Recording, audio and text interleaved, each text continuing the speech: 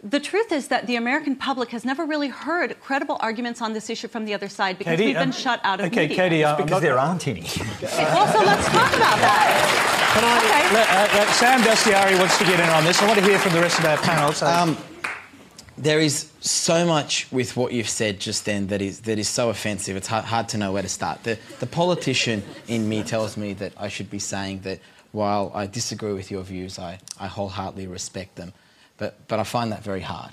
I find it very hard to respect a lot of your views and what you've said because I don't think it comes from a place of love. I think it comes from a place of hate. And I think that there is so much... I can't accept the fact that you believe that Jeannie's parents, who I have no doubt love each other, that they're hurting their child simply because of the love they have for one another. I can't accept that. I think so much... I worry that so much of your views stem not really with an issue with just marriage. I think some of it stems from an issue with homosexuality. And you've described homosexuality as a lifestyle. You've said that homosexuality drives us further away from God. These are your comments. You run a blog called Ask the Bigot. And I think that there are people in this country who have different views on same-sex marriage. They're entitled to have different views on same-sex marriage. People are going to have that debate.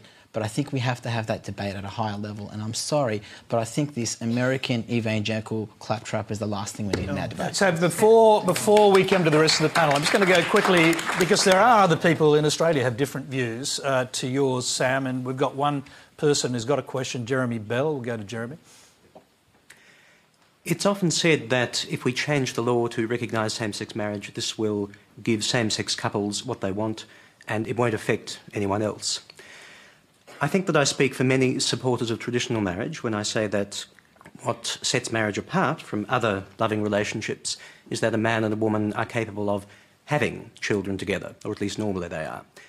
Having as opposed to just raising them together. Now, existing marriage laws in Australia symbolically reaffirm this understanding, and reforming these laws would symbolically attack it.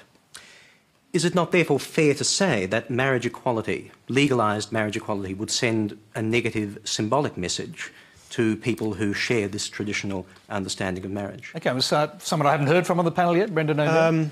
Well, here's what freaks me out about gay marriage. It presents itself as this kind of liberal, civil rights-y issue, but it has this really ugly, intolerant streak to it. Anyone who opposes gay marriage is demonised, harassed.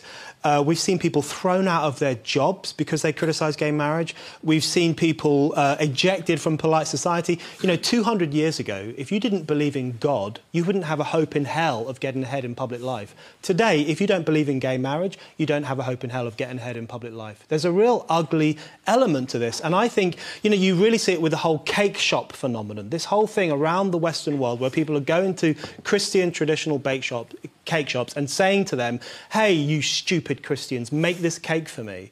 And if they don't, they call the police. There are equality cases. Shops have closed down. It's like a 21st century form of religious persecution. It's horrendous.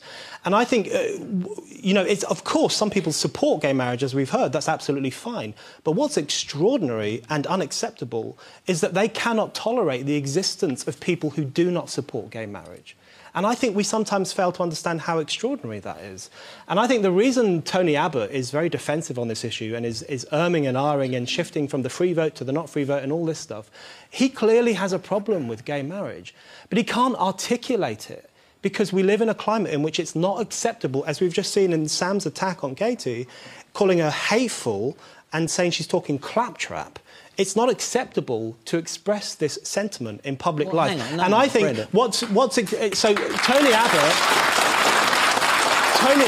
Abbott is now being described as someone from the Dark Ages for believing what humanity has believed for thousands of years. Within the space of a decade, something that humanity believed for thousands of years has suddenly become a form of bigotry, a form of hate, something you're not allowed to express in public life. That extraordinary shift in intolerance is something I think all liberals, like me, should be worried about. Gay marriage is not a liberal issue. It has a deeply illiberal streak. I just want to get Kelly O'Dwyer to respond to that because